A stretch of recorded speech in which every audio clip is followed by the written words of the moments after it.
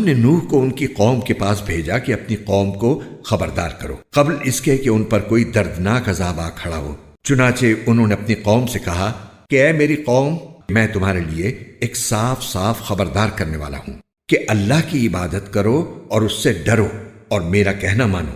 اللہ تمہارے گناہوں کی مغفرت فرمائے گا اور تمہیں ایک مقرر وقت تک باقی رکھے گا۔ بے شک جب اللہ کا مقرر کیا ہوا وقت آ جاتا ہے تو پھر وہ مؤخر نہیں ہوتا۔ کاش کہ تم سمجھتے ہوتے۔ پھر نوح نے اللہ تعالیٰ سے کہا کہ میرے پروردگار، میں نے اپنی قوم کو رات دن حق کی دعوت دی ہے، لیکن میری دعوت کا اس کے سوا کوئی نتیجہ نہیں ہوا کہ وہ اور زیادہ بھاگنے لگے۔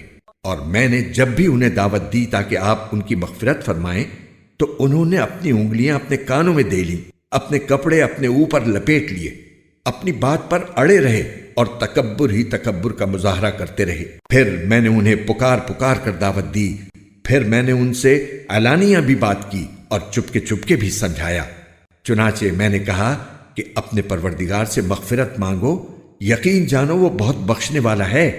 وہ تم پر آسمان سے خوب بارشیں برسائے گا، تمہارے مال اور اولاد میں ترقی دے گا اور تمہارے لیے باغ پیدا کرے گا اور تمہاری خاطر نہریں مہیا کر دے گا۔ تمہیں کیا ہو گیا ہے کہ تم اللہ کی عظمت سے بالکل نہیں ڈرتے، حالانکہ اس نے تمہیں تخلیق کے مختلف مرحلوں سے گزار کر پیدا کیا ہے۔ کیا تم نے یہ نہیں دیکھا کہ اللہ نے کس طرح 7 آسمان اوپر تلے پیدا فرمائے ہیں اور ان میں چاند کو نور بنا کر اور سورج کو چراغ بنا کر پیدا کیا ہے؟